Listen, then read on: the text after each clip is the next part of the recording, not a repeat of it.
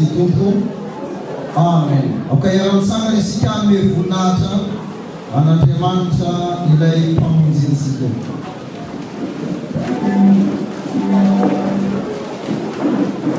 Hoarahantsika amin'ny ankapobeny ny fandaharana izay nempelatanantsika. Ny salamo faharaiky ambin'ny folo amby zato ny andininy voalohany sy ny andininy fahaefatra. Salamo faharaiky ambin'ny folo amby zato ny andininy voalohany hatramin'ny ny andininy fahaefatra no iarantsika manome voninahitra an'Andriamanitra arahany hira fahafitopolo amby zato ny andininy voalohany faharoa ary ny fahatelo. Miaraka isika hanome voninahitra an'Andriamanitra ka manao hoe Alleluia. Iderany Jehova ny foko rehetra eo amin'ny fivoriany marina sy ny fiangonan-dehibe. Lehibe ny asan'i Jehova ka dininy izay rehetra mankasitraka azy. Madera sady malaza ny asany ary ny fahamarinany maharitra manak'izay. Manao izay ahatsiarovana ny fahagagana ataony izy. Mianatra sy mamindra fo Jehova. Amen.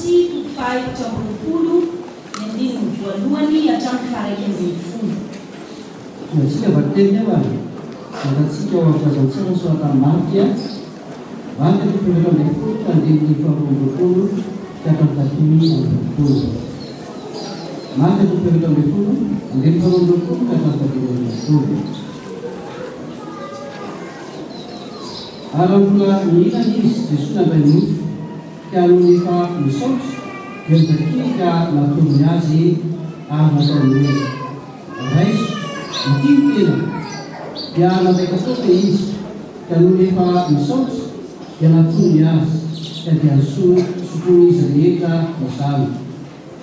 Ary izy taminy mitiny-drako amin'ny fanekena izay ratsaka hamonjy azy.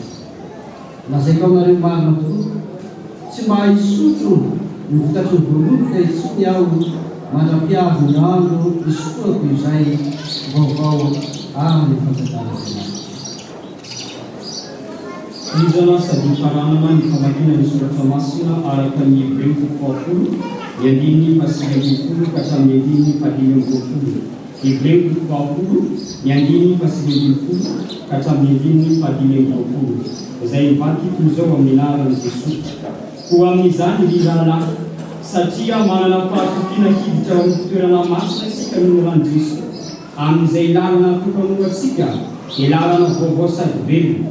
Namaky eo amin'ny efitra lamba dia milofo sady manana mpisorona lehibe mitandrina ny tranon'Andriamanitra. Dia aokasika natony amin'ny fo marina sy amin'ny fahatokiana be avy amin'ny fo manana fo voadino ho afaka amin'ny fieritreretana ratsy sy tena voasasa tamin'ny rano madio. Aoka ho azontsika mafy ny fanekena ny fanantenana mba tsy hozorozona fa mahatoky ilay fanana ny teny fikasana. Ary aoka isika efa mpandinika hampandroso ny fitiavana sy ny asa tsara. Aza mampifoterantsika miango tahaka ny fanao sasany fa mifananara kosa maika satria hitanareo fa miantombotra ny anto. Amen. Ray masony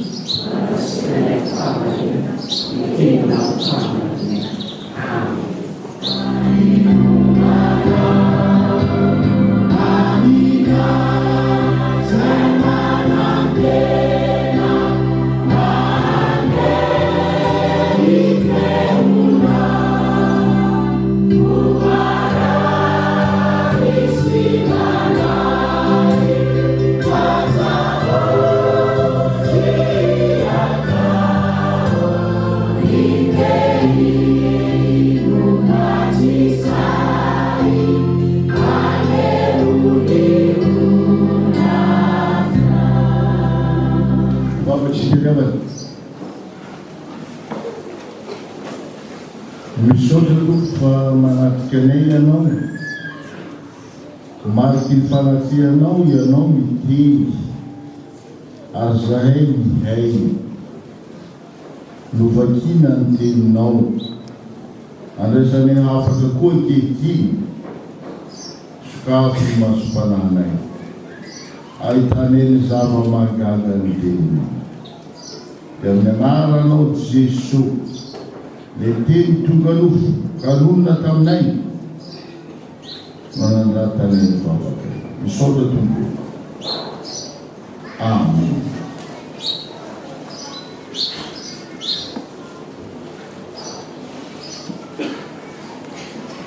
Endriabana ny teny natolotra andraisantsika hafatra ny fitondeve ity dia ny Hebreo 10. Hebreo 10 ka nandininy 420. Very tsara zany baibolinareo tsika rehetra mitsy no amerina zany. Hebreo 10 andininy 420. Hita ve tompo? Ndao ary sika rehetra hamaky izany amin'ny anaran'i Jesosy Tompo manao hoe aleo isika ifampandinika hampandroso ny fitiavana sy ny asa tsara. Amen. Ao hoe averiny ray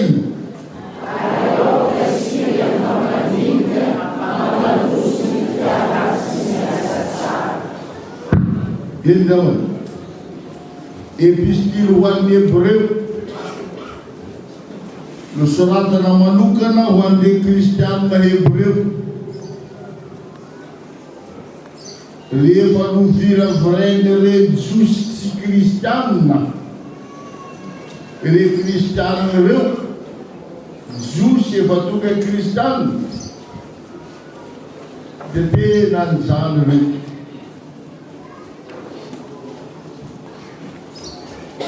sarona zany milanja famonjeny Jesosy nefa ndray koa mipetraka amin'ny nofo ny mariky ny maha Jesosy mipetraka ao zany tsy azo kosehiny ny famorana. Dia sahira lampiny ino ary atao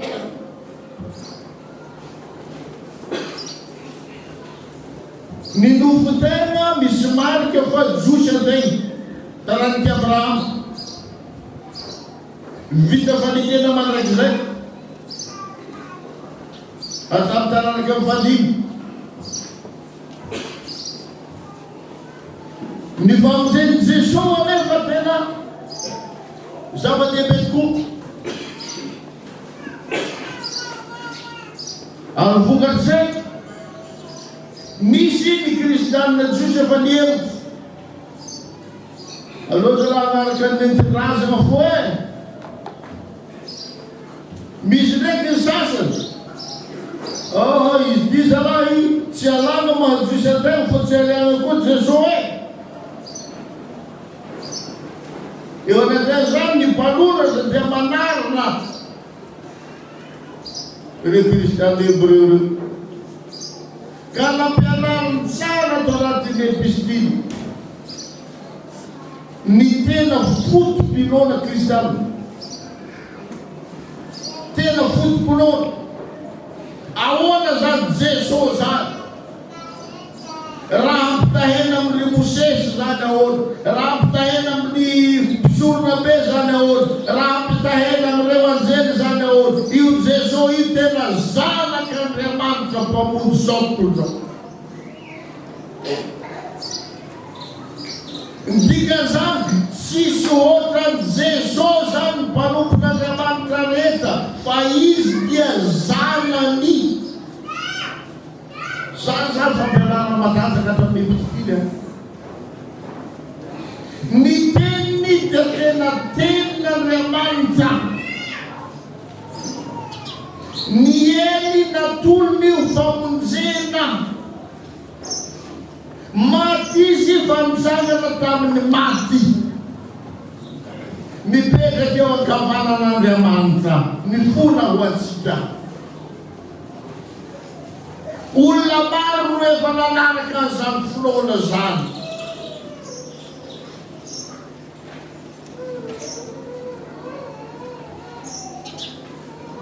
Fanampy izay amboara amizay ary ny fiainana ririty.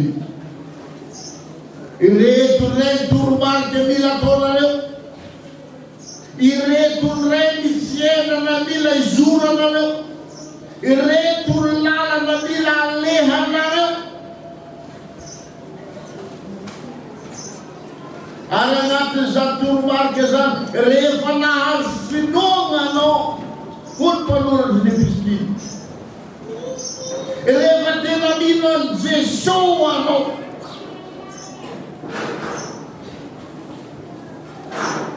anisan'ny lalana anankiray zay tsy maintsy izoranao ity.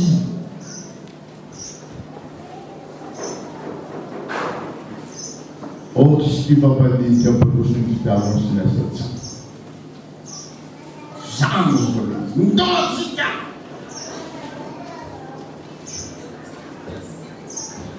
Ndotsika fampandinika. Ndotsika hevitra. Ndo mpamosony io fitiavana io. Ndo etsena mihiro rehetra anao ny asan'Andriamanitra.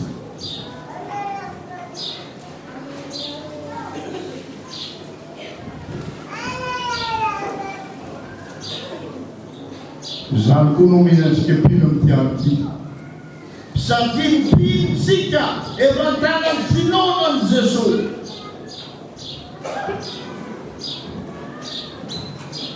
Ndosika fampandinika fandrosin'ny fitiavana sy ny asatsika. Jere tsara, averimbelona eto le hoe okisika. Tsy je lavitsika andininy roapolo. Dia okisika anatina fo marina.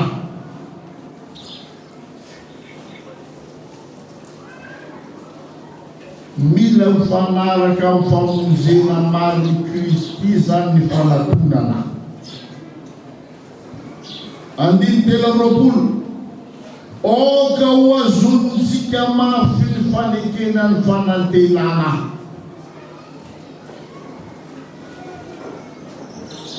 Andiny telo amby roapolo. Okisika ifampandinika. Io zany tsy fankatahana tsotra hoe izy ka mety aminao dia atao fa tsy mety aminao. Oka atao zany dia tsy malaladalaka be otra zany izy. Fa tena baika io biby tokony ho teraky ny faharesendahaky ny olona amin'ny famonjeny Jesosy. Ka amin'olomilo tena mahery zany oka zany. Fa amin'olo tsy mino meva zany. Ary satria mpinosika okisika fampandinika. Ahoana zany zany? Inona zany fampandinika zany? Zao dikan'io rehefa.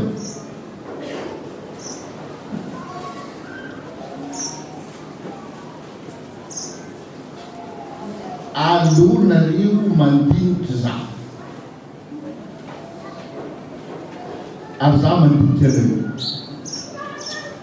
amin'ny fomba hoana zahao raha tsara aminahy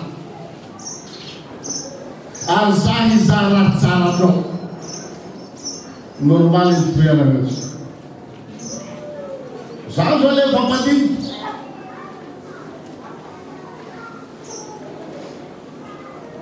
tsy agnatin'ny fampandinika le fampitsikera tsy agnatiny fa mifampandinika diniko anao alaiko ambony alaiko ambany jereko ny fahatsarana rehetra ao aminao zany zao le dikany fampandinika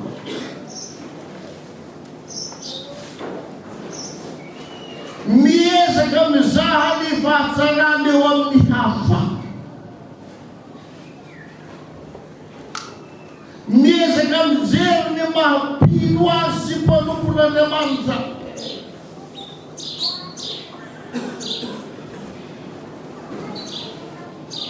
dia ho hitany nandresany tsirairay avy an'ity famonjeny Kristy mifampandinika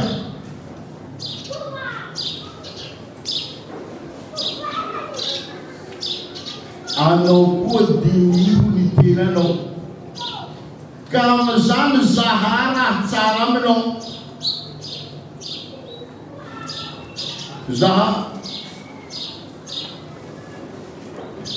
dininao egninao tokony mahita raha tsara aminao anao fa tsy hoe anao male faible be galosa be marary be ho faty be hitanao aminao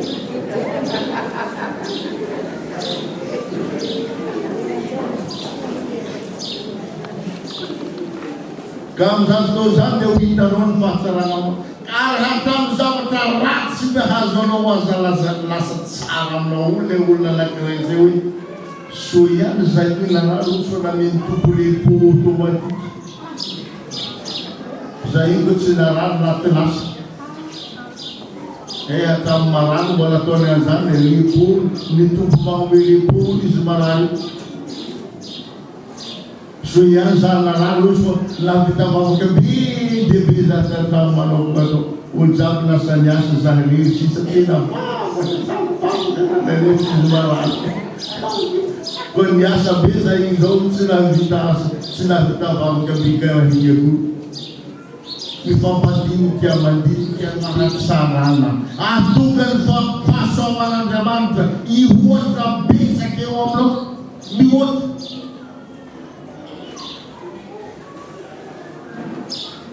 jereny ao an-tragnonao diniro vadinao diniro zanakanao ary jereny fahatsarana eo aminy jereo zany mila mahita zany anao rehefa tena mandinika teraky ny famonjeny mila mahita zany fahatsarana zany ary niezaha mitsy ny gasy zany nanao an'le hoe fisaka ny rariny kasarika diavina fa ito tsy milaza hoe tsy ho hita zany fa tadiavo io na fisaka aza nezaneza misy ny fahatsarana eo amin'ny amponanao ny fianakavinao alevo zany apatipatio ny zavatra rehetra ahitana fa tsara sady soa ireo amin'ny fiainana fampandinika hijery ny lafy tsara hijery ny fahatsarana eo amin'ny tsirairay avy ary zay mitsy midingan'le hoe za mandinika anao mandinika zaho ary tokony hitanao ny fahatsarana ndraindray olana aminazy tokondro ny antegna edy efa tsy mahita antegna tsara ary eo zany atsika lehilahy zany teneriko aty anao lehilahy tokony ho hitanao tsara anao antitio azo isorana kolera hafa eky volofotsy. Fa io mitsy tokony hitanao mahatsara anao anao zany efa antsy tsara. Fa zay laniano karaha viavy zany. Laniano iosy volojoby. Mba jereo zany ny volofotsy volon'anaty lehilahy. Nenao ndraiky ay soranao tapera mo. Ambulance le viava doko volo ay ataony joby ataony mena ataony ino tsy mikaraza zay teny anaovana azy ay ambelao azy zany manao atany fanao lehilahy. Jereo le fahatsaranao. Azany le fampandiniko. Nahela azy raha tsara hitanao amile olo. Ataovy zay hitanao azy. Zany le fampandiniko ery amo. Zany. Ary tsara be zao namamezany mpitany sy ny fitanemana fiandanana zany. Mba hodinintsika.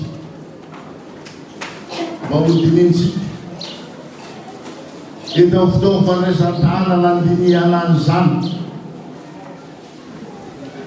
Ny mpitandrina hijery ny fahatsaran'ny fitaremana sy ny mpiara-manompo rehetra andinika an'izany. Fitaremana hijery ny fahatsaran'ny mpitandrina miarakavy ary ahita an'izany ka tsy afoy azy koa amin'ny fiainana. Zany zava-dehibe zany. Zany zava-dehibe zany.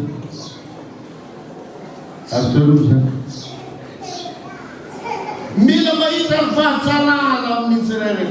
Io tsy karazany hoe omampary zay saman-kaviny ambavany. Fa izy koa efa lany ny rano ny atsika. Sotra zany. Fa le fahatsarana hitanao tazono maharitsy. Aza vela ho andin'olo ny zavatra mety ho ratsy aty aorina. Aza vela zany. Fa tazono foana le fahatsarana. Na me misy zavatra miovaova aty aorina. Tazono zany. Volon'afika. Otisika ifampandinika. Ifampandinika mpandroso ny fitiavana.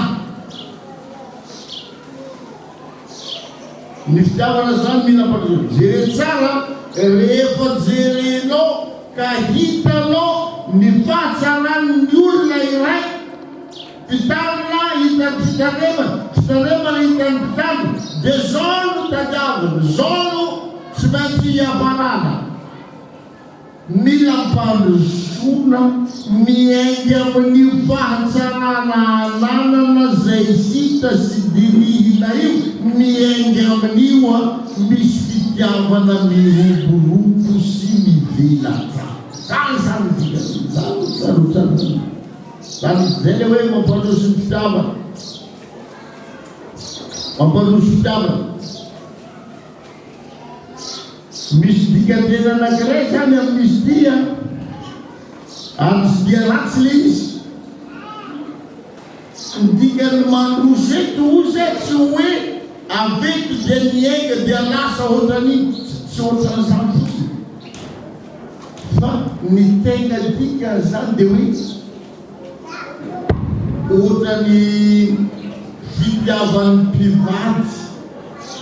Ka amin'izany fotoana zany rehefa manao fitiavana amin'ny vadinao zany ianao ataovy zay hahaexite azy. Zay zany le dikany mandroso atolavo.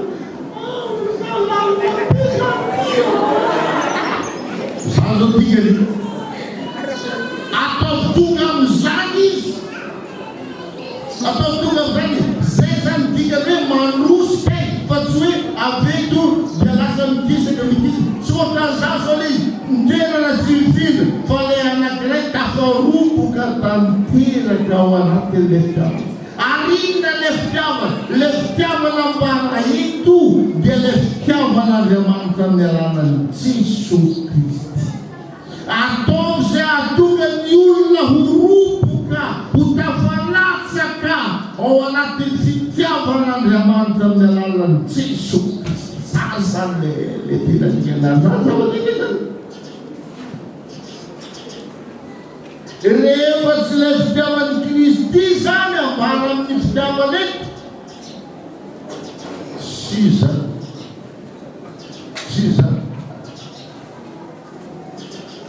fa ny olona tsirairay amin'ny fifanena serany, amin'ny fahitana ny fahatsaran'ny sasany, dia tokony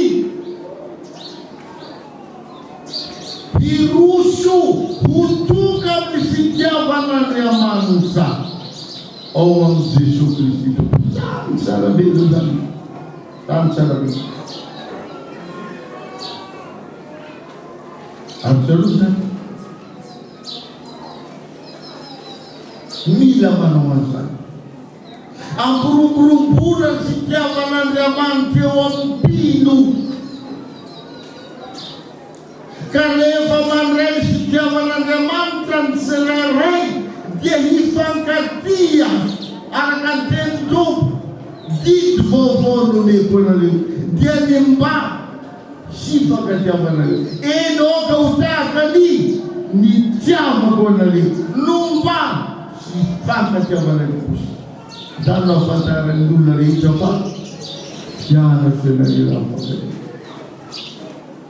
Satria samy namray ny fitiavan'Andriamanitra dia tsy maintsy mifankatia. Ny fialamin'ny olona amin'ny fifankatiavana, ny dikany dia zao fialana amin'ny fitiavan'Andriamanitra ao Kristy. Ary zay ny dikany teny ambara eto. Zany dikany teny ambara eto. Mila mifankatia ny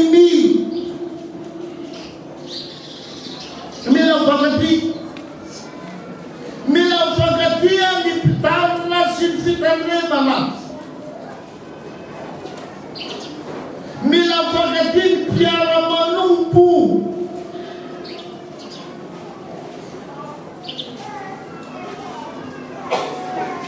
Mila ataontsika tonga nofo sy velona eo amin'ny fiainantsika ny fitiavan'Andriamanitra izay velan'ny hazo fitizalian'i Kristy.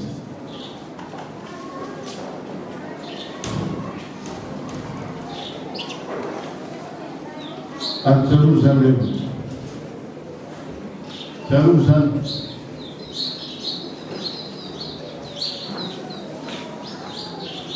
mila mifankatia ny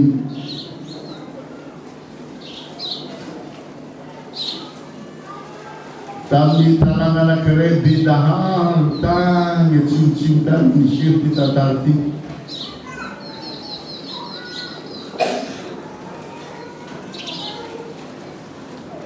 Nanandefa taratasy tany ny dahalo vo niany amin'ny 12 tonga zahay manafiky ny tanànanareo halaka ny anjaranay ao ho le dahalo. Ka matsy ahafantanareo miala ao aby anareo zany fa ny fanagny ambilao angananay azy.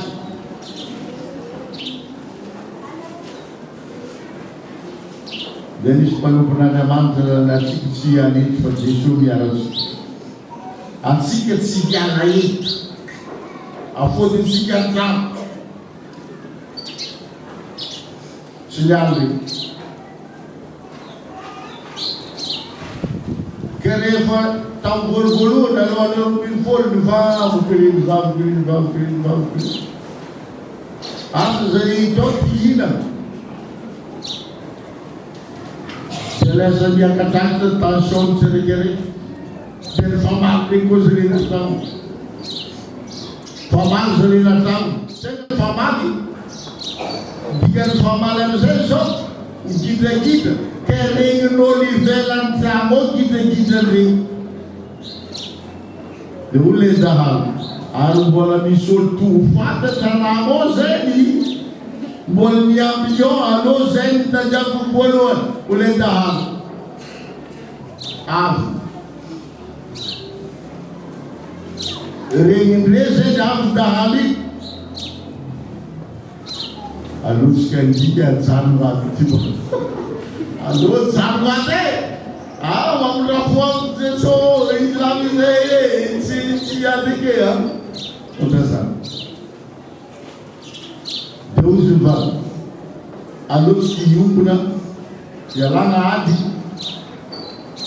ka paretsarabezanatsy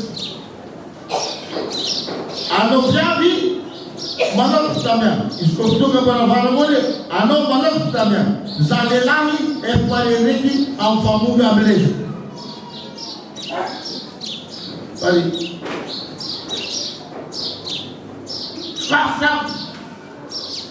sokafo zay hity vilezy nga torana ry afody njaby reky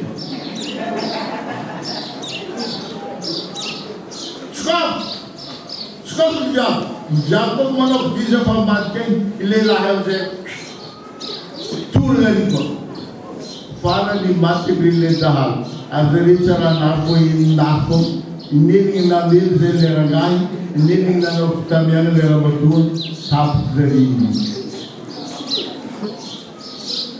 nagnino zary tadahaly satria reny miady satria reny tsy nifagnaraka satria reny gidragidra fa rehefa tambatry izy reo na resy asanty zay amin'ny tompo amitsika fibolana ndo ifankaty ndo tsy gidragidra ndo tsy famely fa ndo iombona anehogny eo masony zao tontolo zao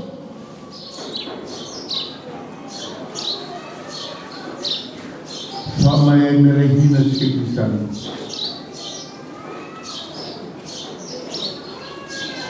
tariesinareo zao ty atao fivoriany ty andraiky kafobe zao sery tantara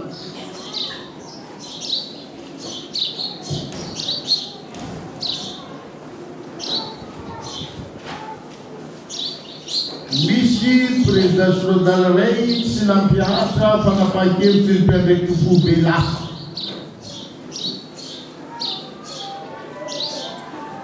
de hoy reo olobe tao hoe ndao mpiarigny aminazy zany lalàna de hoy ny mpiandraiky kafobe eto hoe tsy ampiarigny aminazy lalàna nataony ady hevitry rehetra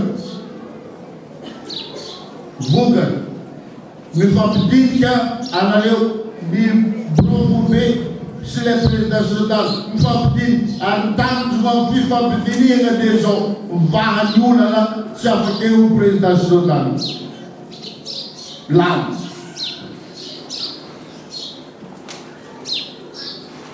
misy mpitany koa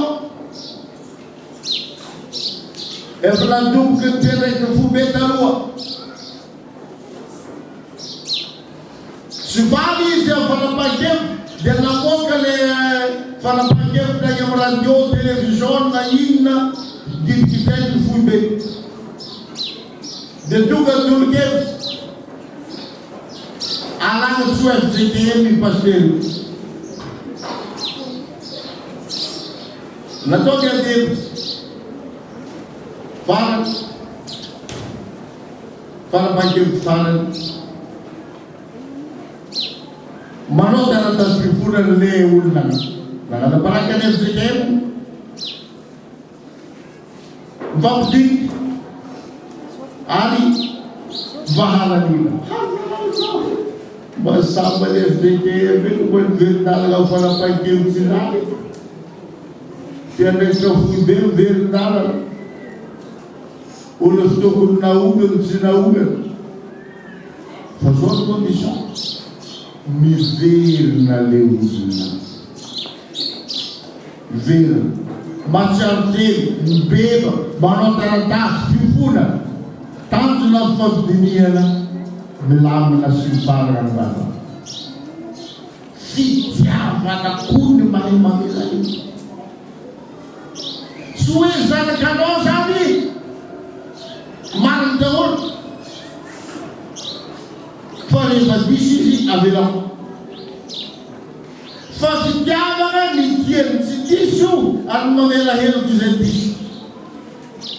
Ndotsika hamparoso ny fitiavana ka atao fitiavana mamela heloka. Ataotsika fitiavana mamindra fo miantra ndo ifamela ndo ajanona ny fifanenjehana eo amin'ny fiainan'ny fiangonana. Ary mila atao zany otsidinika hamparoso ny asa tsara. Rehefa hitako ny fahatsaranao dia ndaotsika hiara-hiasa. Ndao hiara-hiasa, ndao hiara-loto. Fa ilena zany ary zay le asa tsara ito. Le asa tsara ito zany dia le asa tsara voalohany fiain'Andriamanitra, tsy le tsara tiantsika ihany fa le tian'Andriamanitra.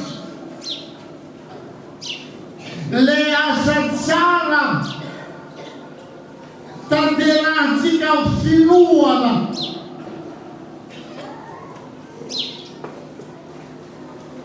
Le asa tsara anompoantsika n'Andriamanitra.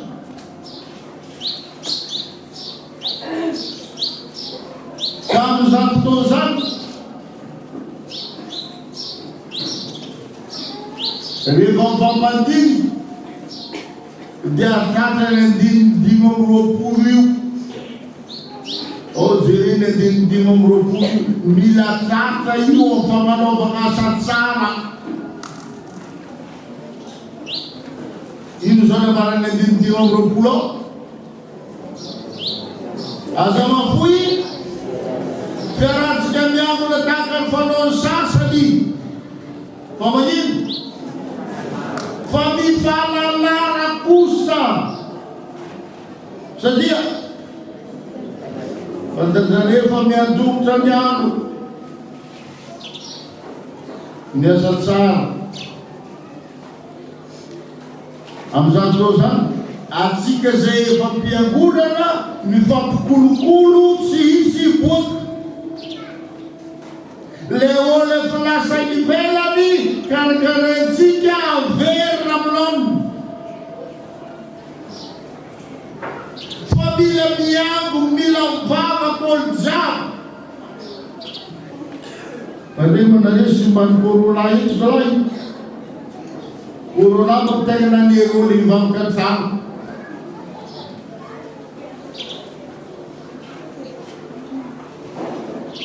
Midera mandingigny rehefa tsy afaka mivavaka teny eglizy. Vavaha marenao mandingigny. Fô jusque zao ny sasany mbola agny amin'ny mandingigny fô tsy mpiasa.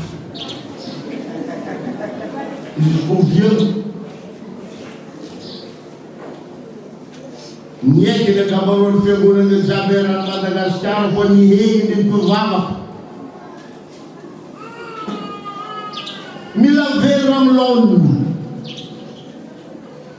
Manao zava-dehibe ny fiaraha miambona, fiaraha mivavaka, fiaraha manompo ho anivon'ny fiangonana, fiaraha manefa ny fanompoana sy ny adidy isan-karazany. Atao amin'izany.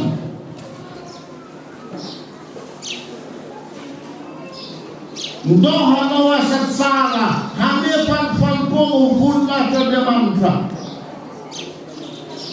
Ny mpitandriny dia hatanteraka izany amin'ny asa fanompoana ary amin'ny tiandro zany satria fa nesatana mpitandriny dia reka tokoa hoe inona tokoa zao ny programme anasan'ny pastera amin'ny fitondranany fitandremana iray ary no avy rehetra. Ny asa tsara ataony zao ny orintsika zany afaka kelikely eo. Amin'ny fitandremana halohana an'izany asa tsara zany amin'ny fanohanan'ny mpitandrina amin'ny fomba rehetra. Mila vita miasa ny fampona voninahitry ny tompo. Azo hitanina zany amin'ny sinan-javatra hafa. Rehefa zahana ny taty ny fiandraikitra fombe, ohatra zao ny adidy, mizahana 2020, nintsika SPFVA na tegna ambany tao hoe nintsika 27%. Mba isaorina ndraiky zareo fiangonana lehibe zany mba nahavita. Fa nintsika SPFVA atsika ny farany ambany amin'ny SPA sy ny departement-panampy nintsika no mba 27%. Dia nangataka zay sy daday amin'izany. Zahay dia arotsika dide, ka zahay mangataka. Atao tsosa foana lay 2020, fô le arotsika ny aketo io, arotsika ny 2021. Fô zahay ndraiky hiezaka agnano 2020 io fa atao lay malôha 2021 dia nahazo zay fangatananay. Dia navita 70% zany atsika après fivoria-bita ilay dama io. Sy bravo hely zay nasakamo rey zany. Voarotsaka agny amin'ny taogno ty ny 20 millions d'ariary. I 70% zay ny 20 millions d'ariary zay ny fa tsy raha hoe otrino 20 millions d'ariary narotsaka ny tany. I sisa tavela anare zay mbola managnazy aloava 12 millions tavela. 12 tavela. Zay mbola misaza zay atelo malaky. Tokony vitatsika himpampifaragna ny taogno. Zao total zany le asa tsara atao. Io asa tsara io mila iraisan-kina, manaihina hamita ny asa tsara. Isika mifampandinika ho fampanosoana ny fitiavana sy ny asa tsara. Aza izorona le isika fa isika no hanao zany asa tsara zany. Zany ao anatin'ny firaisan-kina, firaisan-tsaina, fiarahamientana, ahifana sy tanterana zany ho voninahitry. Ary atao zany zavatra. Fa tena mila tsika hiasa ny tompo. Mila tsika hanao zavatra Andriamanitra, andao hanao zany.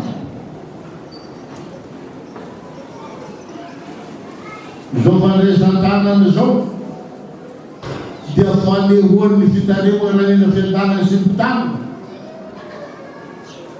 fa miara-mientana ireo amin'ny farakolo.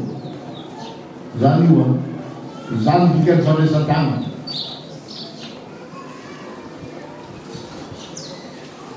Lafina ray atsika ty pastera sy ny fitanemo mifagnambiny ay. Fô lafina ray atsika ty vao mekana tsara agnamafy ny fiarah-miasa ay. Ka hiasa aminao ambaranao zay io porofonay ny fanohananay anao miararan'ny fanomezana. Mila vitanao ireo ary zahay manohananao ny fanaovana an'izany. Zany zao le asa tsara. Tena mila mifanohana araka zany. Mifanohana. Miara-miasa, miara-mientana. Ny voninahitry Andriamanitra tokotsika. Zao revo. Ndao sy ty fampandinika. Ndao ifampandinika hijery fahatsarany eo amin'ny tsirairay. Ndao tsy ifampandinika hampiroborobo ny fitiavana dia ny fitiavana Andriamanitra ao amin'ny Kristy. Ndao tsy ifampandinika hanefa ny asa sy ny fanompoana natoditry ny tompo antsika. Ho azy rery ny voninahitra. Fataona amintsika ny fahasoavana tsy misy vetsana. Anambara sitraponao hatrany ianao amin'ny alalan'ny afaky ny teninao Andriamanitra. amin'ny alalan'ny tenin'Andriamanitra izay vidiny mpanomponao izay ho raisin-tanana amin'ity androany ity. Tsaroana tokoa tao anatin'izany no fiangonana voalohany izay toa misara-tsaina mifampitsara jiosy kristiana rejetilisa ny vaofoko kristiana. Izany tompo raha mieritreritra an'izany izay da na dia eo atokantramonay ara dia miaina tahaka an'izany ihany koa, mifampitsara ny mpivady, mifampitsara ny zanaka sy ny ray aman-dreny, menatra sy mangay ahy koa izay tompo manoloana ny teninao. Da dia ino mifona sy mangataka fahalalana aminao Andriamanitra. Ary indraindray dia tonga ilay anivon'ny fiangonana izany miariary hita maso mifanenjena amin'izay samy mpanomponao, ary tsy mahita mifalemenay izay fa miandry alohan'ny hafa ihany toa.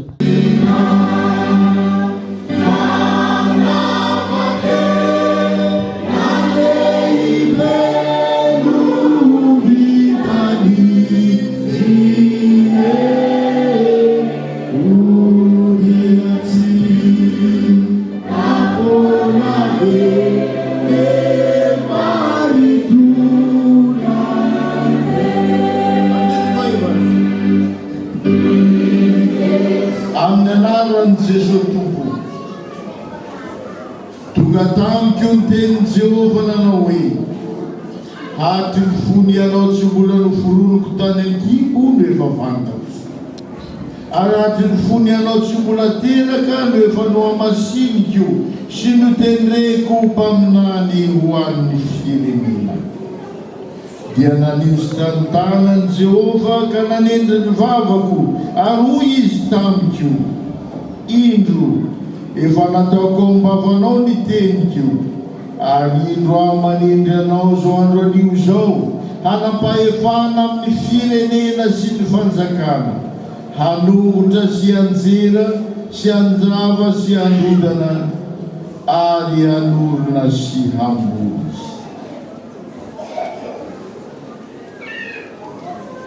Hoy koa ny tenin'Andriamanitra, mahatoky zao teny zao, raha misy olona maniry ny asan'ny mpitanana dia maniry asa tsara izy, koa ny mpitanana dia tsy maintsy ho tsy manan-tsiny, manambady tokana, mahony tena, hendry, tia filaminana, mampiantrano vahiny, mahay mampianatra, tsy mpimamolianady, tsy mpikapoka fa mandefitra, tsy mpilahady, tsy mpia vola, manapaka tsara ny ankohonany, mampanaiky ny zanany amin'ny fahamotinana tsara. Fa raha misy olona tsy mahay mitondra ny ankohonany, ataonao ahoana ny fitandrina ny fiangonan'Andriamanitra? Tsy izay zazavao amin'ny fivavahana, fa rao hiembohembo foana izy ka ho latsaka amin'ny fahamelohan'ny diso. Ary tsy maintsy ho tsara laza koa amin'izay velany izy, fa rao ho lavo amin'ny fananantsiny sy ny fanotoam-pivory. Ho koa ny tenin'Andriamanitra, koa amin'izany rahalahy, satria manana fahatokena hita eo amin'ny fitoerana masina isika noho ny ran'i Jesosy amin'izay lalany natokany ho antsika, dia lalana vaovao sady velona, namaky teo amin'ny efitra lamba dia nofo, sady manana mpisorona lehibe mitandrina ny tranon'Andriamanitra. Dia oka isika anatina fo marina sy amin'ny fahatokena be avy amin'ny finoana, manana fovoadio afaka amin'ny fieritreretana ratsy sady tena voasasa tamin'ny ranomadio. Oka zontsika mafy ny fanekenan'ny fanantenana mba tsy hozongozonany, fa mahatoky le efa nanao teny fikasana. Ary oka isika fampandinika hampanoso ny fitiavana sy ny asa tsara. Aza mahafony fiarahantsika miangona tahaka ny fanaon'ny sasany, fa mifananara kosa mainka satria hitanareo fa miantomotra ny andro. Amen. Arak'izany magatakanao ary zay Ratsonarson Gaston hanambara haneo eto masin'ny fiangonana manontolo sy soratam-paritany ny fahavolonanao amparoso ny fitandremana ramena fiadanana izay efa iasanao ankehitriny. Sotras ipalatrehan'Andriamanitra sy fiangonana izaho Ratsonarson Gaston dia hanambara ny programan'asa ary vola hanatanteraka izany ho voninahitr'Andriamanitra izy. Ny voalohany dia misaotra an'Andriamanitra raha tonga tato amin'ny fitandremana ramena fiadanana ny 4 Oktobra 2015. Hoy ny fampianaran'ny président tamin'izay aza findrafindratrano dia tsy fomba arajerena zany ny nandresana ny asa mampitanina dia tamin'ny 2005 tany Philadelphia Serama valotao tany dia tonga ty ramena 2015. Zavatra anankiroa zany no ambara. Voalohany amin'izany dia somary mialatsiny kely raha ohatra ka tafitalisa zavatra efa vita. Tamin'izany fotoana izany dia raha tonga teto dia zao zany zavatra nambara. Raha zany dia efa 10 taona zay ho azy. Raha amin'ny tsikafitsika ema zany dia efa mandana anankiray dia hiditra amin'ilay zay mandazo. Dia iny ny zavatra mijerena rehefa tonga iny na fitafitra azy. Zany hoe ny asa itohizana dia misy tokoa izany. Tao ramena dia ny trano fiangonana efa vita fa ny bantao anatiny dia mbola tsy dia fomba loatra mba tsy lazana hoe manara-penitra. Dia koza tamin'izay tamin'ny bureau hoe ndo mandeha mitady modely tsara any amin'ny fiangonana bebe. Dia nahita amin'izay zany dia nataizy tao an-Tanambo. Dia nahita dia tiavo any Tanambo zany dia atao zany nakamateny. Dia izy hoe nifitansika ny orina iny. Dia mbola tsy voatokana ny fiangonana. Dia ny trano fatim-piangonana mbola tsy vita ria. Tany Kapitemo dia nisy ihany koa ny trano fiangonana ngeto. Anteteopolity ihany koa dia ireo zany ny asa miandry. Dia isaorana n'Andriamanitra fa vita ny tany Kapitemo, vita ny tao ramena, dia izao zany ny mamaraparana azy. Dia etopolity. Reo zany ny zavatra efa vita. Misaotra ny fitandremana efa nanomboka tamin'izany hoe ny fiarah-miasa tamin'izany. Fa amin'izao fotoana izao ina ny programan'asa. Raha zay zany zavatra hita dia tena ilay fampandrosoana ny olona. Zany indray ny iatrehana manomboka izao taona izay anaovana ny fanekena izao. Fampandrosoana ny olona amin'ny finoana. Atomboka amin'izany ny fampifanana sy ny fampianarana maro samihafa araka izay andininy fahadimy amby roapolo teo fampianarana. Dia ny fampifanana ny bureau-ny fiangonana, ny fitandremana, ny mpihevitra raha, ny mpanay fanasan'ny tompo, ny sampana. Ao anatin'izany dia azahoana ihany koa dia mbola manohy ireo asa izay efa natomboka. Ireo zany no asa maika aloha, asa miandry aloha. Fa ao anatin'izany ihany koa dia ny ahazahoana, ahamarim-pirana ny fitandremana ato antivosonodam-paritany eny hatrany amin'ny fobe. Inona moa izany? Ny azahoana tena handroso eo amin'ny asa tsara fanatanterahana ny adiky.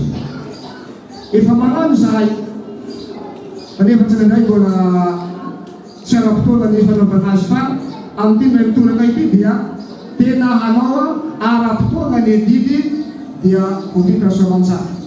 Ary tena hametraka hoe ny fitandremana maolohana fa tsy orambona.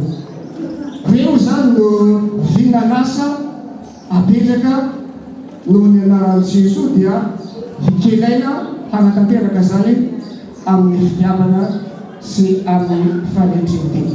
Reo zany ny asa tsy mbola ka maro be fa rehefa mampita reo dia heveriko fa tena handroso ny fitandremana atao antivosonodam-paritany. Mankasitraka ho an'Andriamanitra ny volanitra. Amen. Saoranao ny matokotany amin'izany programa mpampandrosoana izany ary nreto ny mpitandrina voatokana rehetra sy ny vady ny hitsangana maneno fiombonana aminao amin'ny fanaovana amin'ny fanatanterahana ny asa masina. Mangataka antsika mpitandrina voatokana rehetra sy ny vady zany hitsangana. Hoy Jesosy tompo lohan'ny fiangonana, efa nomena iny fahefana rehetra ny an-danitra sy ety an-tany.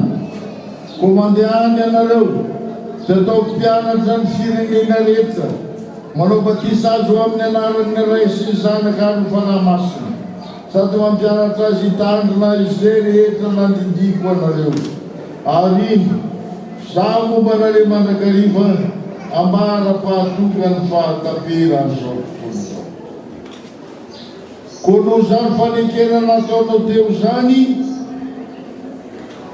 Razona Gaston mivady amin'ny anaran'ny Ray sy ny Zanaka ary ny fanahy masina dia mametraka anao atao amin'ny fitandremana ramena fiadanana izahay. Tandremo ny tenanao sy ny olo rehetra izay nanao fa ny fanahy masina anao ho mpitandrina. Iandrasanao ny fiangonan'Andriamanitra izay novidiny tamin'ny rano. Ary Andriamanitra ny fahasoavana reny hanome anao araka ny hareny voninahiny mba ho atanjahana amin'ny fanahy ny toe-panahinao izay lekenao sy ny kasenao hatao ato amin'ny fitandremana. Dia mandray tanana nareo vady amin'ny anaran'ny synodam-paritany faritany voalohany antsiranana izahay. Amen.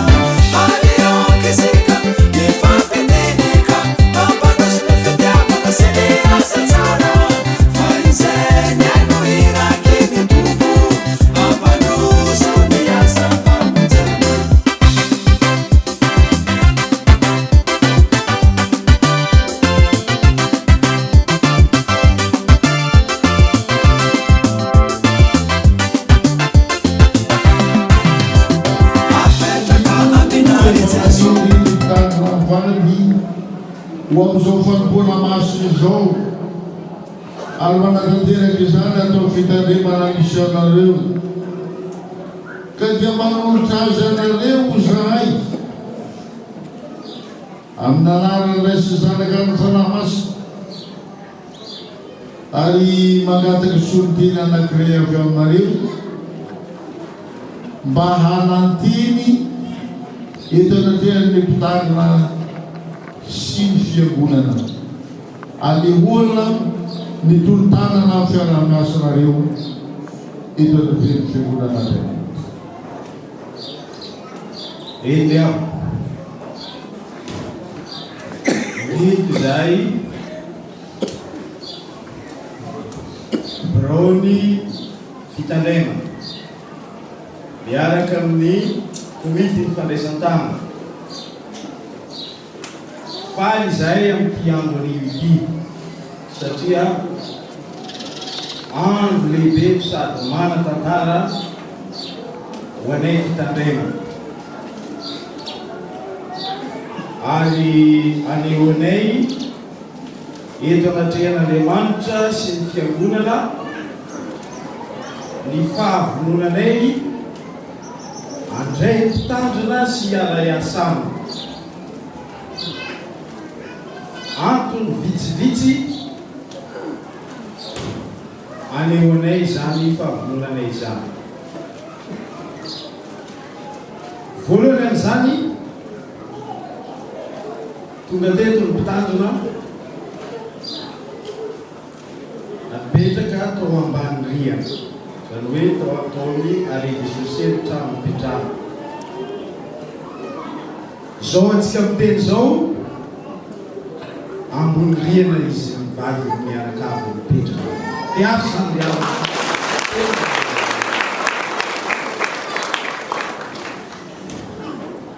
ny faharoa 5 taona zay nahatongava angamba tsy ary misy fitarenana nandeha tany amin'ireo mandray ny président synodaly makasiky ny fiaraha-miasana. Ny fahatelo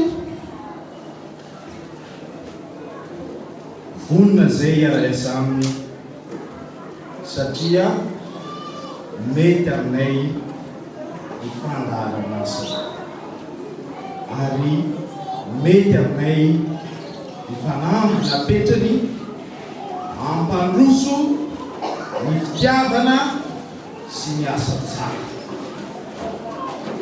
ary zay zany ambarantsika fa efa mana mpitiavana hatrany voalohany zahay ary zay mampiavana ity ramena fiadanana ity ary ozy mpitandrina mianakavy hoe ampitomboana io fankatiavana ka zany no ilazaiko amintsika fa mety aminay izany fanamby apetra izy mianakavy izy mivaly zany entinay ampandroso ity fitandremana ity miaraka. Dia ny fanampana angamba raha tsy diso zao tsy mbola misy fivorisy nodam-paritany tamin'ity fitandremana misy anay ity fa eto zany manamarina fa ny fahavononanay androany no atsapany reto ray aman-dreny fa afaka mandray zany fivorisy nodam-paritany zany zany.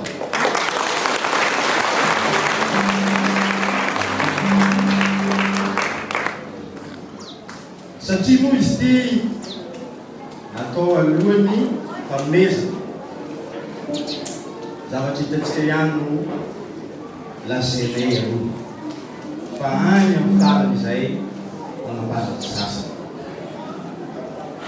Ny zavatra vitsivitsy ambaranay zao ny décoration, reo ny sonorisation, reo ny fitafy mpitandro dia ho antsika izay mafatapatatra ny fitafy angamba mafatatra zao zay ny angaranay fa zay vonina mandrakariva hiara iasa tatra.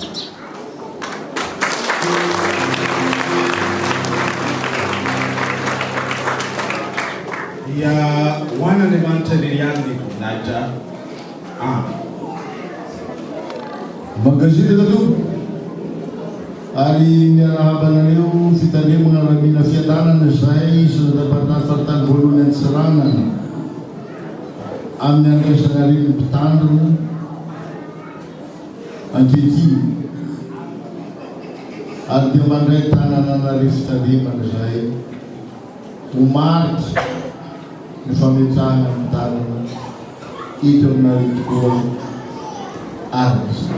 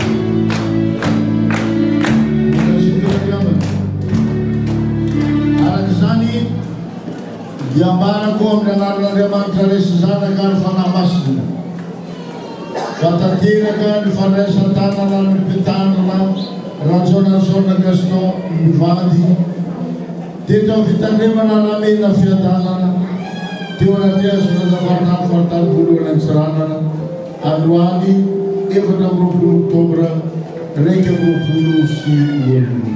Ho an'Andriamanitra ny voninahitra. Amen.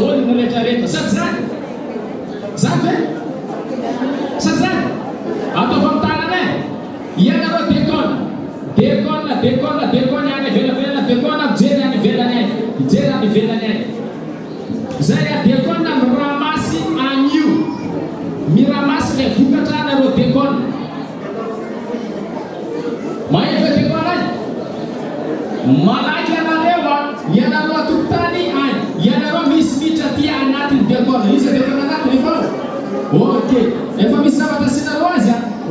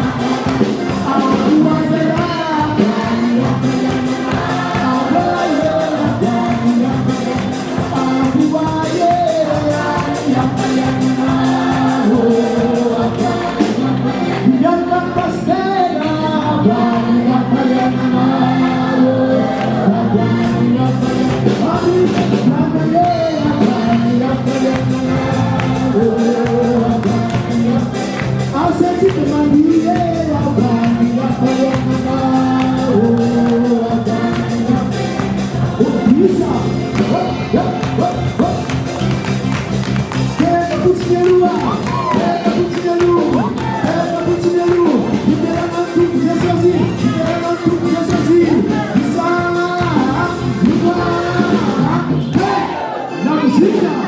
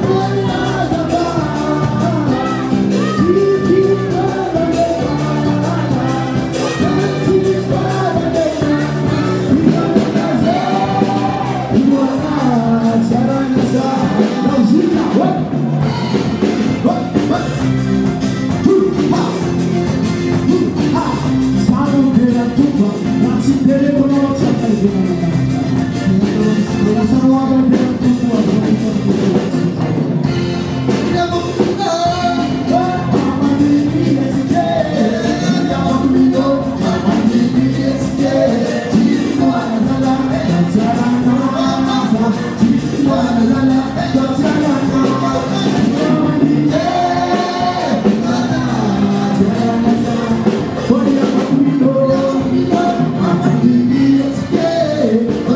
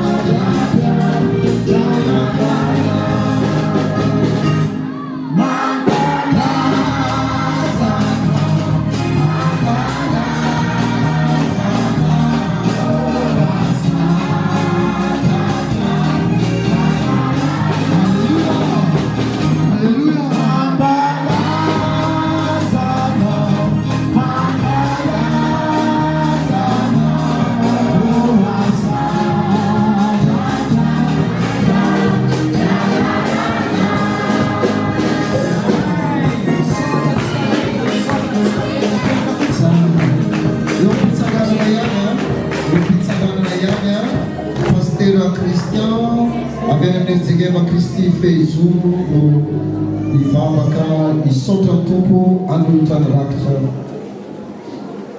Satria tegna tia zahay ianao. Izy koa mandiniky ny asarotan'ny fiainana amin'izay ity, tsy tokony afaka manolotra zany. Fa noho ianao ilay Zagnahary feno fitiavana, magneky hipetraka anatin'ilay tsiaraikaraiky, mahatonga zahay manam-pitiavana. Naboaka teto zany miaratra, misaotra Zagnahary. Misaotra ny amin'ny fitahianao ny fiainananay, misaotra ny amin'ny fitiavana apetrakanao anatin'ilay tsiaraikaraiky, ary matoky zay fa mbola ambonimbony efa natoka, mbola hitahianao ny fiainana ho azy. Misaotra Endera manohy ilay fiaramiasa teo zany zay. Ny voalohany amin'izany misy zavatra atolotray, mbola mitony fanamafisana ilay fiaramiasa teo, dia misy ny firavaka ho an'ny madamo pastera, dia misy firavaka ho an'ny pastera. Dia rehetra namana fiaramiasa no mipetaka zany amin'izy ireo. Antsika rehetra afaka mirombo manitra am-pivitany fanapitana ilay vava.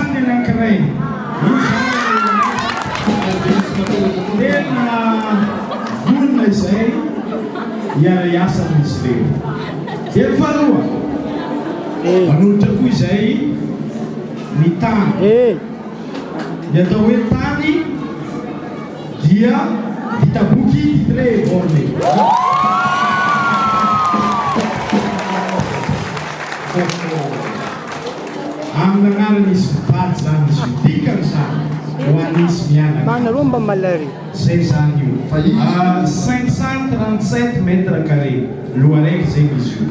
Tandry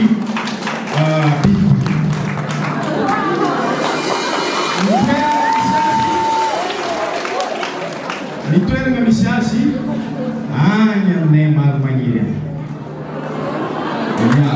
Zao hoe izay tseriky mividy fiara.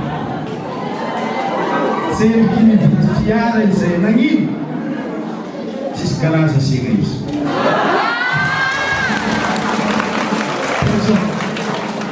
amboarinay aloha ny villa, asianay garage, dia ampidirinay eo ny tomobily.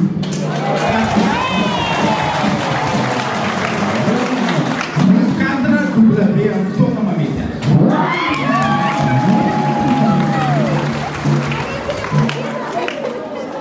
Izao koa zany momba hitany. Izy io zany voalohany mariditra ny fiangonana zanam-piangonana ny Narotaninao. Dia mariditra za koa zany. Dikan'izay rehefa retraite pastera zay zany efa tsy afaka mandeha kapiteko hoe amin'ny zanam-piangonana zay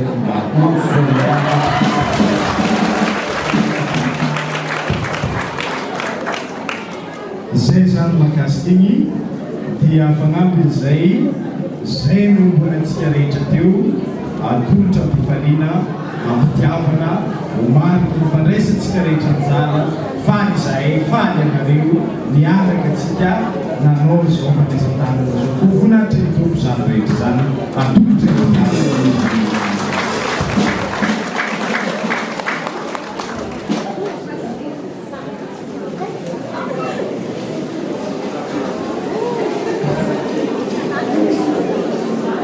Bravo.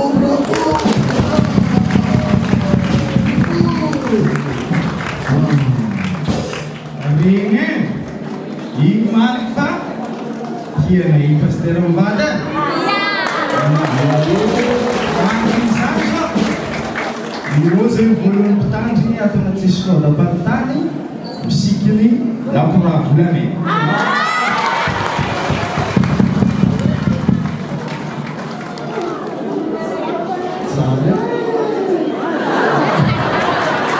Izao koa ozy pastera teo hoe nisy zavatra tsy nivolaninareo tamin'ny hira teo. Nagnino moto dia volo baka tsy tery lala. Ho avy fandraisan-tanana aty accident pastera. Ka zao ny teny vazivazy nataonay hoe aia andraisan-tanananao ty pastera. Ka izy io zany lesiko ao anay. Satria nagnino mandeha vakansy pastera moto folo hety. Fa manomboka eto rehefa mandeha vakansy pastera mena katikatiny miaraka amin'ny chauffeur manatitra azy rehefa ody izy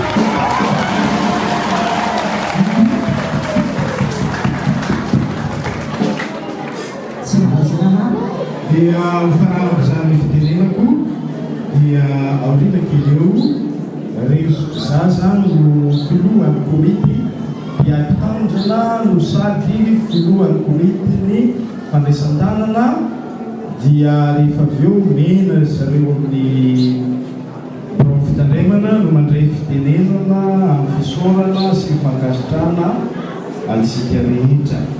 Ke dia zany dia mankasitraka zay rehetra vita teto ho voninahitra Andriamanitra. Misaotra rehetra to.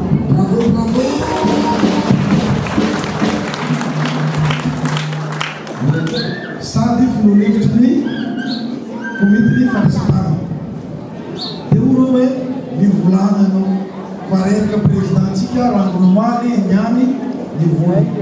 Dia zay moa zegny zandry tsy mandà tenin'ny zoky. Ny avy aminay tsy atao lava ny koragna satria miazakazaka ny fotoana.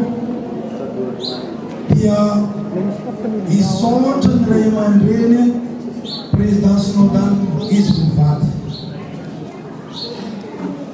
Dia ny manaraka zegny misotra koa ny branche synodam-paritany zay miombo mivavaka eto ary misotra ny mpitandriny aizy to avy aman-tsirana io izy zay taona fampianarana ho atsika ny maro ary misotra ihany koa ny mpitandrina rehetra zay manatrika eto ny avy amin'ny faritsy lavitra indrindra zao ampitan-dranomasina eo ny faritry Sambrano ny Mahavary atsika faritra Antsiranana dia mitolorana fankasitrana miatrika eto. Dia misotra koa ny solon-tenam-panjakana zay manatrika eto misolo Andriamatoa sy ny vaovao-vahoaka. Rasina felantsiny ho an'ireo izay nahazo fanasana no ny adiny aman'andraikitra tsy miatrika eto fa izy raha idila zany no miatrika eto dia mba angatana zany hitsangana anao izay misolo ny députéntsika ato amin'ny district antirangana faharoa izy zany igny zanaka ny avaradrano taloha fitandremana zarazara samy manana izy amin'izao fotoana mandroso dia mandroso zany ny fanompoanan'Andriamanitra satria lasa fitandremana maleo-tegna zany maromaro ao anatiny avaradrano taloha io zany izy sy raha matovady ndeha amin'izao dia magnaraka zegny moa any matoa filohany SPFVA sy anan'io zahay nandritrany afaka omaly efa nisy navy no omaly lavy niany ny famaragnana dia mankasitraka dia ho zay hoe tahin'Andriamanitra atsika jiaby tsara mandeha dia ary tsara mipody fa namana efa velomany no atao anay satria rehefa miravana izy ty hainay tsara fa odiny sasany fa ho zay raha maina tanàna mahafinaritra mahasaraka mpizahatany na dia avy any andafy avy aty mbola malalaka ny toerana mbola misy ny vary fotsy mbola misy ny hena mbala afaka mijano eto fa kanefa ho anareo hoe fa tetelo andro zay mipody an-tanàna dia mirary soavitra makasika Soran'Andriamanitra ny fahatongavantsika jiaby tafavoritony any na dia teo azy le fanasana nataontsika zay dia tsy tanteraka raha izy teo ny tompony faharoa moa araka le voalaza teo zanaky ny fitandremana avaradrano satria zanaky ny synodam-paritany faritany voalohany antsirana ny tegnanay raha tafitra amizegny antonga-panjakana zay ka misolon-tena ny député vopity tato antsirana faharoa zay miatrika fivoliny rahantsika jiaby mahay any Antananarivo amizao fotoana dia naniraka anay hisolo azy amintsika ito tsy olona paresaky zay fa na dia lava aza atao fofoky folikorano satria tsy zanaka mpimalo zeky hahay tantara na zanaka pikabarika hahay oabola fa tegna miteny tsotra amintsika isorana ny fiangonan'i Jesosy Kristy eto Madagasikara miara-miasa ary tegna mampandrosanay hatrany ary tegna ataonay horehareha raha atao amin'ity synodam-paritanytsika tia indrindra fanifaritra Antsirana fa raha voafidy ny député de Madagasikara atao Antsirana faharoa ny tany andiananay voalohany dia ny fiangonana nandeha tany ambonibiosy kely nanokana fiangonana atsika any dia zay ny sorti voalohany nataonay raha lany ho député de Madagasikara dikan'izay tian'Andriamanitra ny rahantsika miasa sitrak'Andriamanitra zegny ary dia ho sitraka iko lasa ministre ny député zay voafidy tato dia niakatra ihany ny mpisolotoerana azy dia ny deuxième liste vao nivoaka voalohany koa izy tamin'ny nahalasa azy député raha lasa ny député teo aloha dia nagnano sorti ihany koa niaraka ta président synodale niogana fiangonana tany anketraka be zava-dehibe zegny riava ary zao anareo manasa zay tony any ty dia ho zahay ho an'Andriamanitra ny voninahitra fa ny fiaraha-miasa kosa dia ho tanterahany mandrakariva ao antsika ahafahantsika miara-miasa dia ny afatra farany dia hoe reto zay zanaky nareo fitandremana zanaky ny fijika elma raha ohatra misy lagnanay tahaky toy zao dia vorona mandrakariva zay andeha miara-iasa anao fotoka miara milanjatsika ary tonga miara-mamindra dia ho an'Andriamanitra ireny voninahitra misaotra indrindra reo Slavana sy ny fitanana avy amin'Andriamanitra ray sy ny Jesosy Kristy tompontsika. Voalohany izahay fianakaviana faly misaotra atsika rehetra isaorantsika Andriamanitra no ny fahatanterahana izao fotoana izao ny fandraisan-tanana ny pastera Regeneration Gastonivady raha tsy teo Andriamanitra dia tsy tanteraka izao fandraisan-tanana fa noho ny fitiavana antsika vahoaka an'Andriamanitra dia tanteraka izy zahay mo tsy mitena ny fianakaviana misaotra anareo tsy mahay mikabary fa mizoto mihinam-bary ka zay anay ny fisaorana tsy hainay ekonia halavonanay tsy hainay miavalinay azy fa Andriamanitra zany hamaly fitiatsika rehetra ka momban'Andriamanitra miovina. Amen.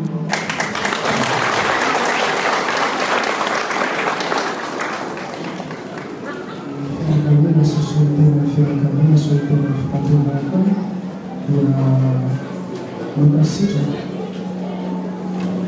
saotran'Andriamanitra fa atao hoe tanteraka zao fandraisan-tany zao ary ao anatin'izany dia tena misaotratsika jiaby misaotratsika jiaby dia ao anatin'izany azana baraka teo ny président Solandady izay mitarika sy manentana na mpianatra ihany koa ny fitandremana ny amin'izao fandraisan-tanana izao misaotrana président dia lava fanapaha amin'ny fitondrana ary avo mpiara-miasa misaotra ny mpitandrina mpiara-miasa manotro misaotra ihany koa ny amin'ny tsy tonga vahaika mandamin-javatra zany dia tena mangasitraka nareo tonga jiaby araka izay nambaranteo dia tsy ao anatin'ny programa soatam-paritany kanefa nataonareo programa noho ny amin'ny tompo dia isaorana ianareo isaorana ny amin'ny fitandremana izay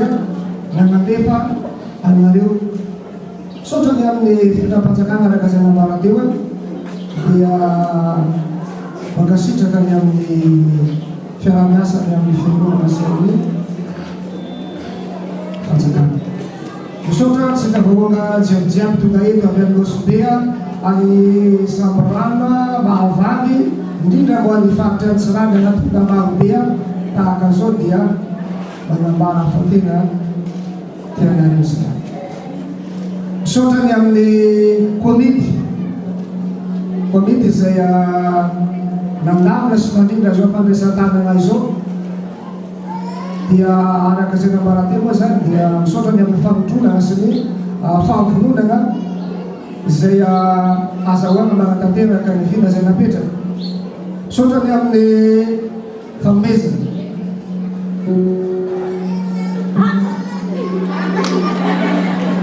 misaotra ny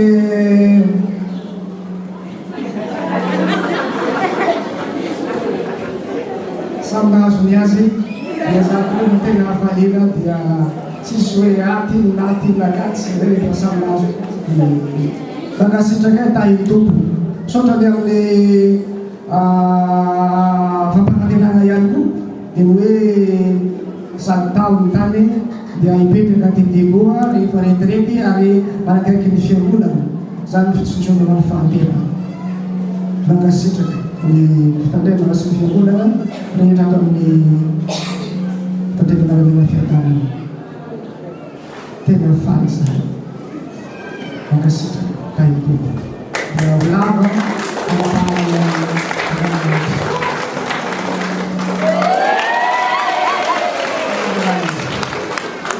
fotoanamsika dia natao tanteraka mampikirina anatin'ny programatsika dia natao tanteraka zany misaotratsika azy misaotra atsika fianakaviana nanomehany paster Gaston Vato miasa ho an'ny tompo sy ho an'ny FJKM. Misaotra koa nareo fanjakana zany manampika anay mba mifanomezana fa tsy rery zany ny FJKM amin'ny asa ny fahamanana anareo ary tanay reny mpitan'ny filaminana na indrindra ny filaminana rehetra taty zany dia isaorana. Saotratsika isam-pitandremana manotrona na dia efa nisy aza programa nanapitra antsika niany nampandeferitsika hiatrika an'ity fandraisan-tanana ty. Misaotra antsika fitandremana ramena fiadanana manokana na tanteraka ny fandraisan-tanana niany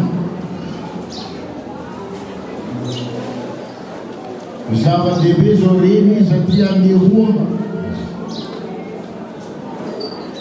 eo mason'Andriamanitra sy ny fiangonana fa tia mpanompon'Andriamanitra zany tsika samy zava-dehibe mitombo zany. Tiantsika ny mpanompo maliky ny fitiavantsika azy. Sovery ny valim-pidianareo amin'ny zavatra rehetra. Dia amin'nareo zany amin'ny fiarah-miasa amin'ny andro avy hiatsara afanakazana. Ho antsika izam-pitanema io anareo andray mpitanaka ato ato miezah mafy sy mikeleza egny anareo atanteraka koa ino nataony retelo taloha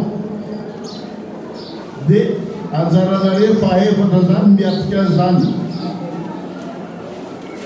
Raha azo atao dia mba hihoanaka ny vitany taloha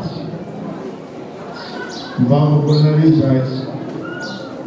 Io fanokanana mpitany va miherigny any zay izy ny tisy eo fa zava-telo ho aza tsenganao tsy ampitonga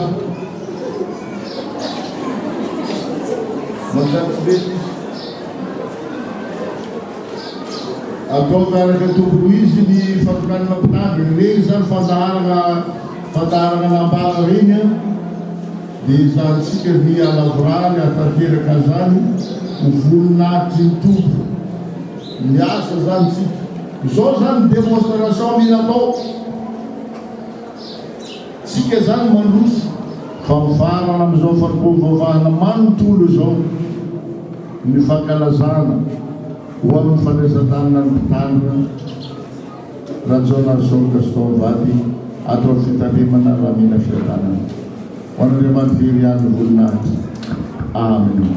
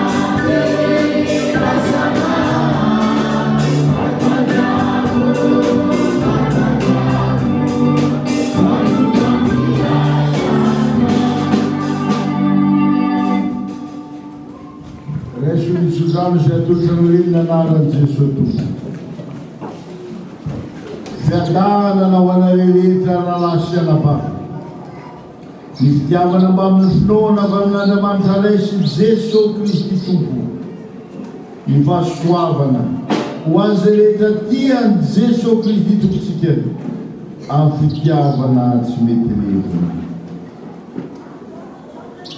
Amen. Isaoranay Zanahary. Sorry.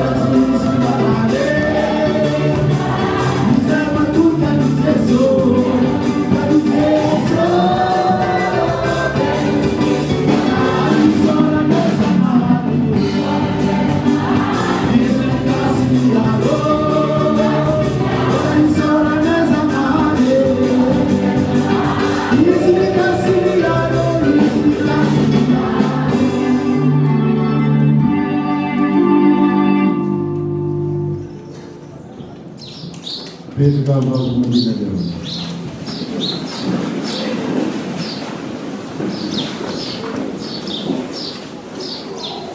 An'Andriamanitra ihany vonina iza ary fanamasy.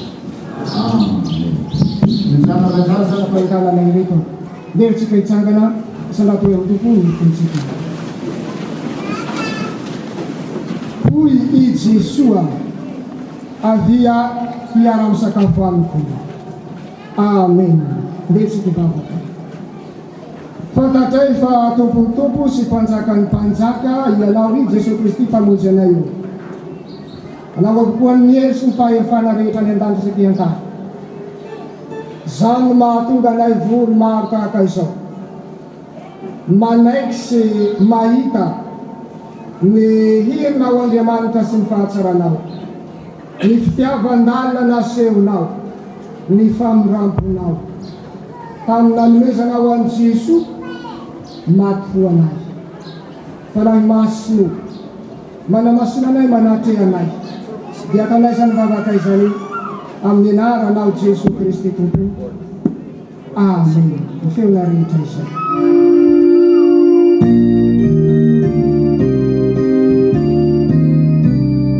Misaotra izy dia mivakinika izy. Raiso, hany, dia ny tenako izao mena ho anay. Izao nataonareo fahatsiarovana. Dia araka izany koa ny kapoka rehefa nihinana dia hoy izy. Misy teo amin'ny tianareo rehetra fa ity ny rako dia fanekena vaovao izay latsaka aminareo rehetra famelan-kely ka. Izao nataonareo fahatsiarovana na oviana misotro ianareo. Fa na oviana ianareo mihina itony mofotony sy misotro amin'ny kapoka dia manambara fahafatesan'ny tompo ianareo mandrapivavana. Letsika hivavaka hangataka ny fanahy masina. Fanamasina reto famantarana reto ary fanamasina ny tenatsika ihany koa sy eo ny voninahitra Andriamanitra hivavaka atsika. Indreto izahay Andriamanitra rainay izay nan-danitra. Manao etanatrehanao ny fahatsarovany fahatongavany zanaka olona ny fijaliany sy ny fahafatesany. Ny fitsakanana avy tamin'ny perany ny maty ary fiakarany tamboninahitra sy ny fifonany mandrakizay. Ny andro sy ny talamy fiverenany izahay. Ny zan'Andriamanitra io fenohy ny voninahitra ny fanahy-pisaoranay ka eo tanteraka izao sakramenta masina izao. Ary mba eky hoendrika ilay fanatitra tokana sy tanteraka na tena dia mandeha monja ho anay. Teo aminazy fijaliana tamin'ny alalan'i Jesosy Kristy mpamonjy anay. Oka hiasa aminay ny fanana masina. Hamasiny ny mofo mba hanambara ny tenanao Jesosy Kristy Tompo. Hamasiny ihany koa ny kapoka mba hanambara ny ranao Jesosy Kristy Tomponao. Hiasa aminay ny fanana masina. Mba hatsiarovanay fatafaray marina tokoa amin'ny tena sy ny ranao Jesosy Kristy Tompo. Itafandraisana ny mofo sy ny kapoka. Fa ny fananao masina no aharianao, amelomanao, anamasinanao ary anomezanao anay zavatsy ny lanitra. Nianoanay re Andriamanitra tsy toho noho ny fitiavanao sy ny fanorambonao tao amin'ny Jesosy Kristy Tomponay. Fa amin'ny anarany no anaovanay izany vavaka izany. Amen. Mofo izay vakitsika dia firaisana amin'ny tenan'i Jesosy Kristy Tompontsika izay novakina ho antsika satria iray ihany mofo dia tena raisana dia maro azy. Fa tsika rehetra samy mandray sy miombona amin'izany mofo ray izany avokoa.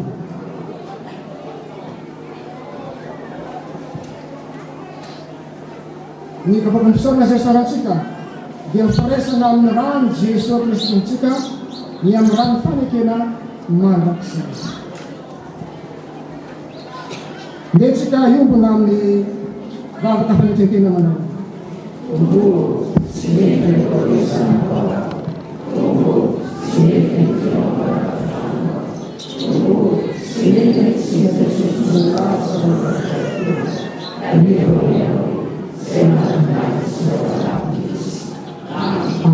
Okay, ipetrakan.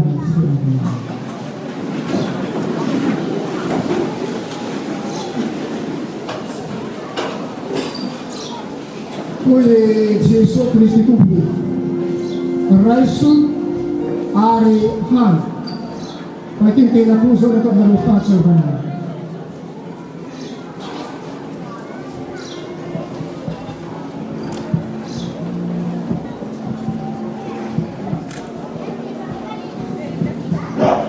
Amin. Nababaw, isa lahat ko ngayon na kami ng chilka. Isa na ito na rufatso ka na lagi na lisutro siya na.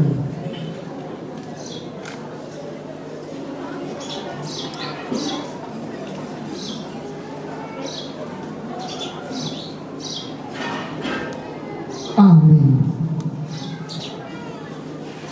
Hindi patabi na nagyabalat ya.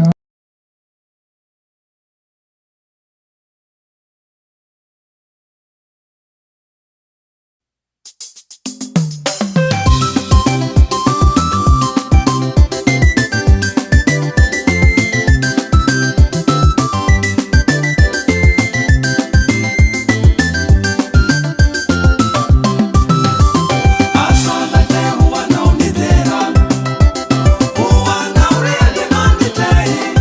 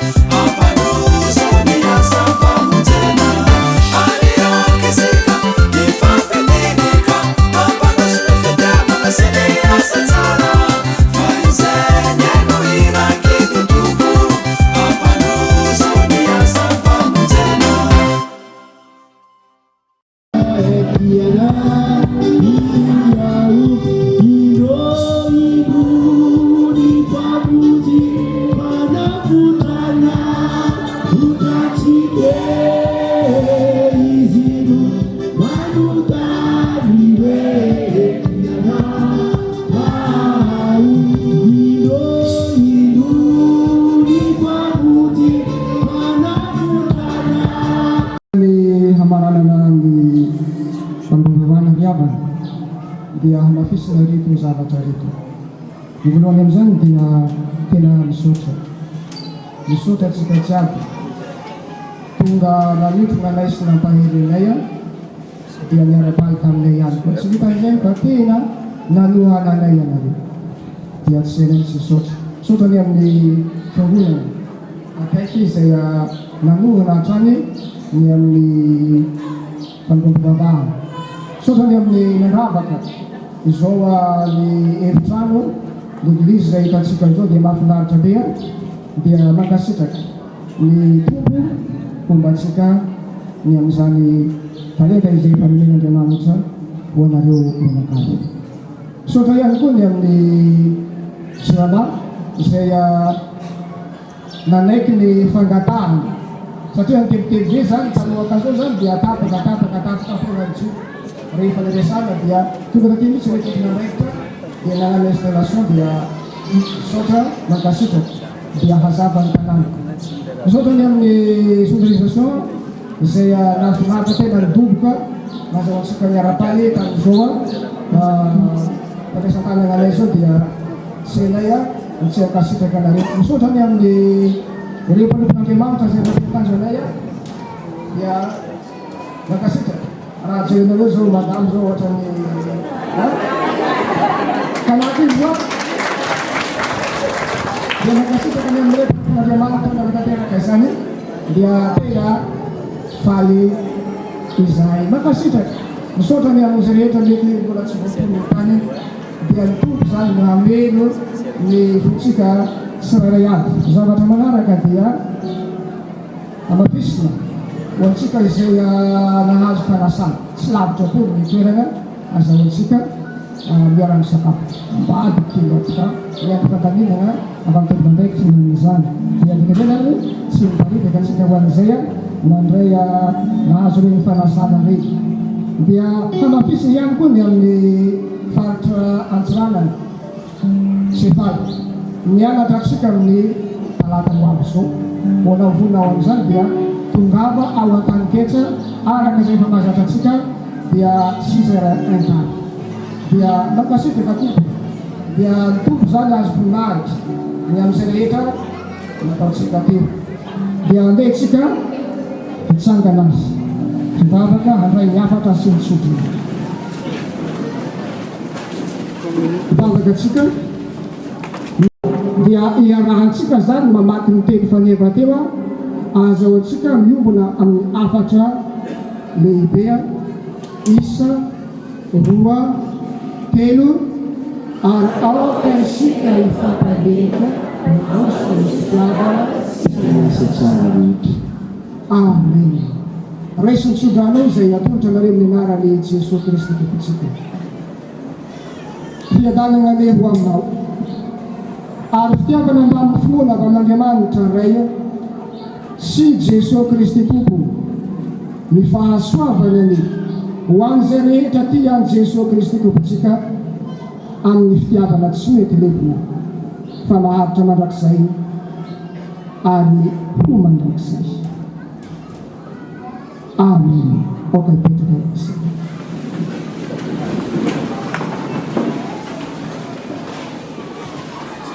Ho an'Andriamanitra rereneny voninahitra amin'ny anarana Saina. Amen.